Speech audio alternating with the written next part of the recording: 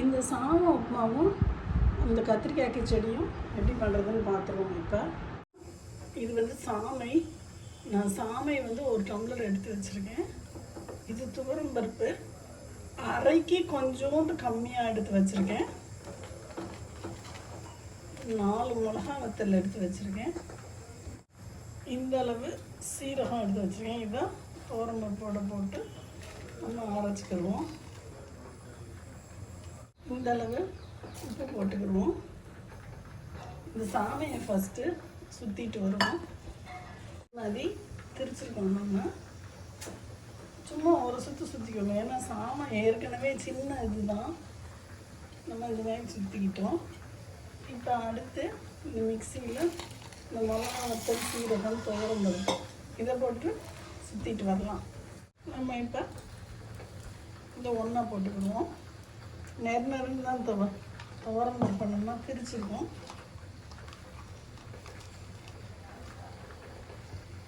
எவ்வளோ இருக்குன்னு இதை அளந்துக்கிடலாம்.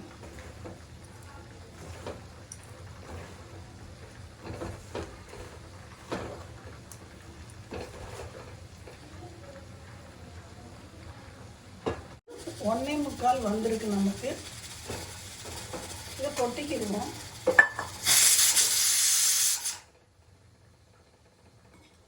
இப்போ நம்ம தண்ணி ஊற்றி இந்த மாதிரி ஆக்கியிருக்கோம். 10 நிமிஷம் மூடி வச்சுருக்கோம்.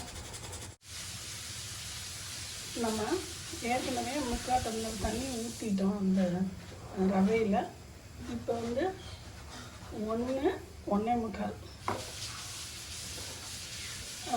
அந்த ஃபஸ்ட்டு இதுக்கு. செகண்ட் இது 2 தடவைக்கு இன்னொரு 1 டம்ளர் எடுத்து வச்சுருக்கோம். இதை கொதிக்க வச்சுக்கலாம்.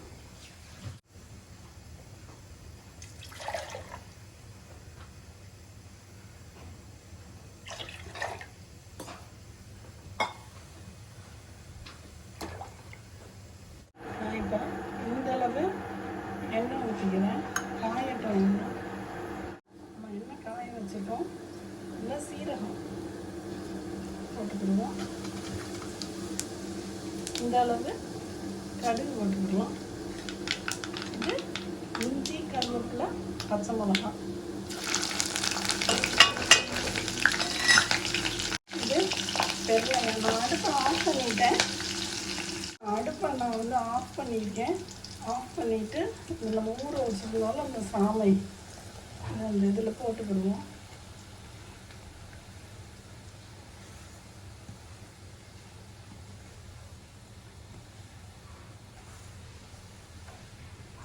ஆஃப் பண்ணியிருக்கோம் அடுப்பை. இப்படி இந்த மாதிரி லைட்டாக இதை நம்ம அடுப்பை ஆஃப் பண்ணிவிட்டு தான் மிக்ஸ் பண்ணிடுவோம். இந்த எண்ணெய் எல்லா இடத்துலையும் படுற மாதிரி வச்சுட்டு இப்போ சென்டரில் இந்த மாதிரி ஒரு பள்ளம் பறித்து இப்போ சிம்மில் வச்சுக்கிடுவோம். தண்ணி இந்த கெட்டிலில் கொதிச்சிருச்சு. நான் இப்போ இதில் ஊற்றிடுறேன்.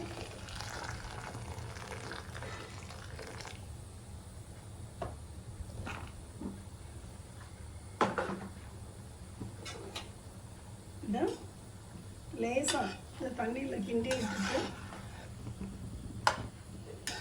அப்போ தான் கட்டி ஃபார்ம் ஆகாது. கட்டி எதுவும் இல்லை.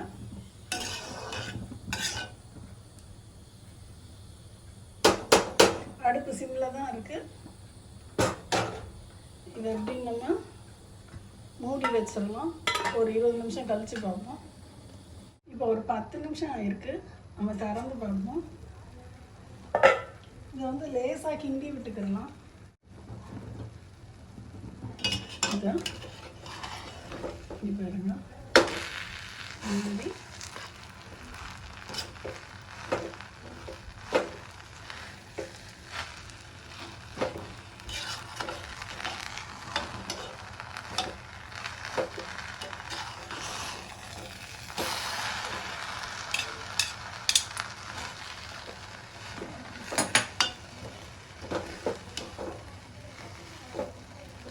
இன்னொரு 10 நிமிஷம் இருக்கட்டும்.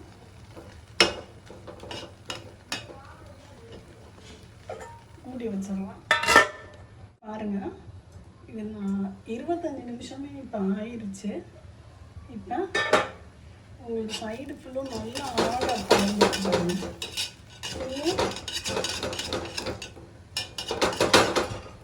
பாருங்க,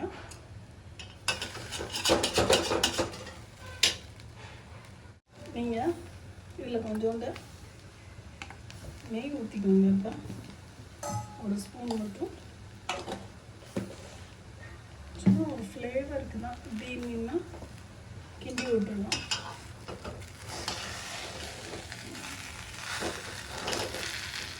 இதாச்சுன்னா நமக்கு உப்புமாவும் ஆடையோடு வருது பாருங்க.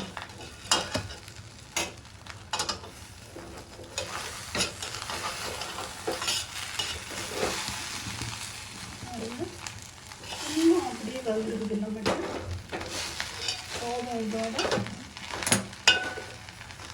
நம்ம அடுப்பை ஆஃப் பண்ணி இதிலே ஒரு 2 நிமிஷம் இருக்கட்டும். மாற்றிட்டேன் அடுப்பை. இது நான் மூடி ஒரு 2 நிமிஷம் வச்சுருக்கேன். இங்கே பாருங்கள், சாமை அரிசி விட்டுருவோம். இதுக்கு ஒரு கத்திரிக்காய் வச்சு சாப்பிட்டா செம்மையாக இருக்கும். இதை எப்படி இப்போ இது எடுக்கிறதுன்னு பார்ப்போம். இப்போ பாருங்கள், நமக்கு செம்மையான சாமை உப்புமா ரெடி. இந்த உப்புமா எப்படி நம்ம சட்டியை விட்டு வருதுன்னு பார்க்குறதுக்கு தான் இந்த வீடியோ. இப்போ பாருங்கள், மொத்த உப்புமாவும் வந்துருச்சு பாருங்கள்.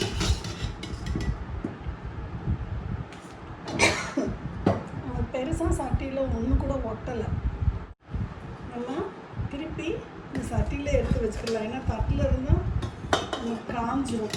இது வந்து ஆடை, பின்னாடி பேக் சைடு வந்து ஆடை மொறுன்னு இருக்கும். செம்மையாக இருக்கும் பேக் சைடு.